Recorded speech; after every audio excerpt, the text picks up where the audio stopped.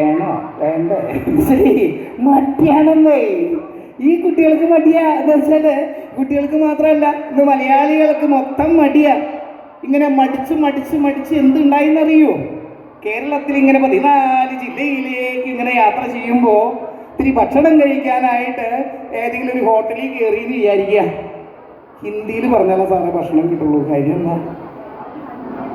ഹിന്ദിയിൽ സംസാരിച്ചാലേ ഭക്ഷണം കിട്ടുള്ളൂ, കാര്യം എന്താ? എന്തായിരിക്കും?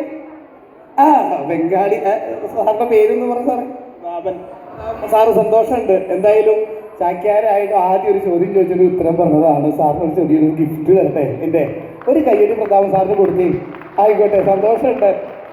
എവിടെ നോക്കിയാലും ഇന്ന് ഹിന്ദിക്കാരാണ്, ഹിന്ദി സംസാരിക്കുന്ന ആളുകളാണ്. ആനപ്പുറത്ത് കയറാൻ ബംഗാളി, തെങ്ങുമ്പോ കയറാൻ ബംഗാളി, ബാർബർ ഷോപ്പിൽ ചെന്ന് അവിടെ ബംഗാളി, ഇല്ലേ? അപ്പൊ എന്തിനും ഏതിനും മലയാളികൾ ഇങ്ങനെ മടിച്ച് മടിച്ച് ബംഗാളികളെ ആശ്രയിക്കുമ്പോ ഈ മലയാളികളെ ഒന്ന് പരിഹസിച്ചുകൊണ്ട് ഒരു വിദ്വാർത്ഥി, അഷ്ടമിശ്രയുള്ള ഒരു വിദ്വാർത്ഥി ഒരു പാട്ടുണ്ടാക്കിയിട്ടുണ്ട്.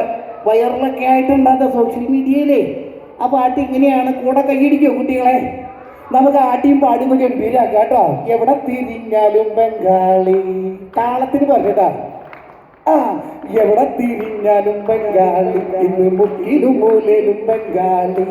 എവിടെ തിരിഞ്ഞാലും ബംഗാളി, ഇന്ന് മുക്കിലും മൂലയിലും ബംഗാളി.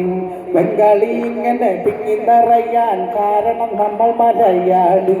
ബംഗാളി ഇങ്ങനെ തിങ്ങി നിറയാൻ കാരണം നമ്മൾ മലയാളി. ഹാർബറിലുണ്ട് ബംഗാളി, ഇന്ന് ബാർബറിലേറെയും ബംഗാളി. ഹാർബറിലുണ്ട് ബംഗാളി, ഇന്ന് ബാർബറിലേറെയും ബംഗാളി.